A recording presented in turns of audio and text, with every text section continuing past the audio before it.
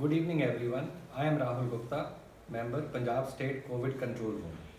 On this 29th day of the curfew, I bring to you the following highlights.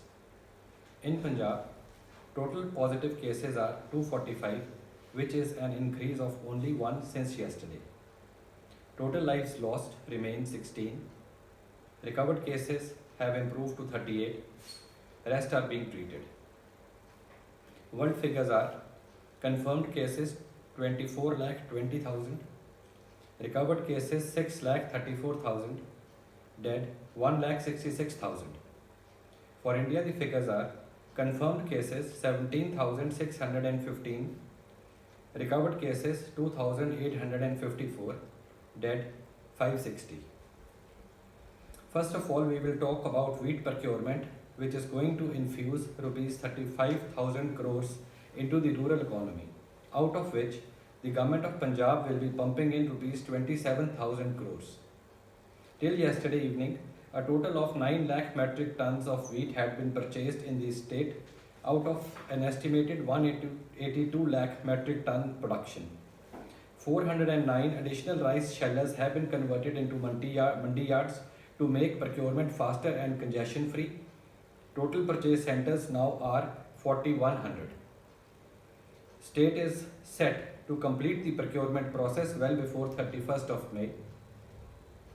Keeping a strict watch on the developing situation, the government of Punjab has decided to leave no stone unturned and no relaxation in curfew will be allowed till 3rd of May, except for ensuring wheat procurement.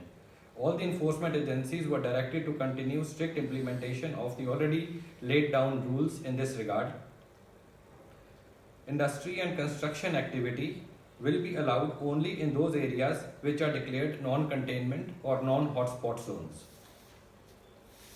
The owners will have to make quarantine, transport, stay facilities available on the project site as per the MHA guidelines.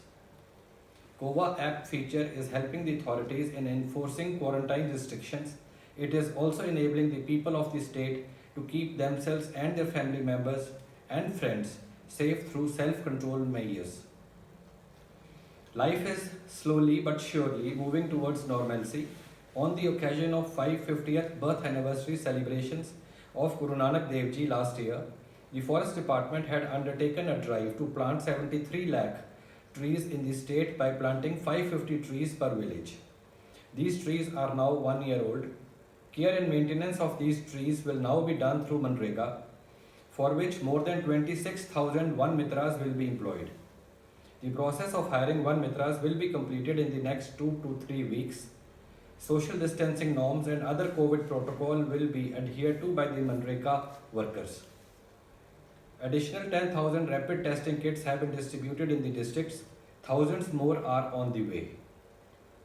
Young can survive COVID much better, that is the good news. But if they venture out, they risk the lives of their elders. Hence, everyone is once again reminded that the best way to stay safe and healthy is to stay home. That is all for today. Thank you.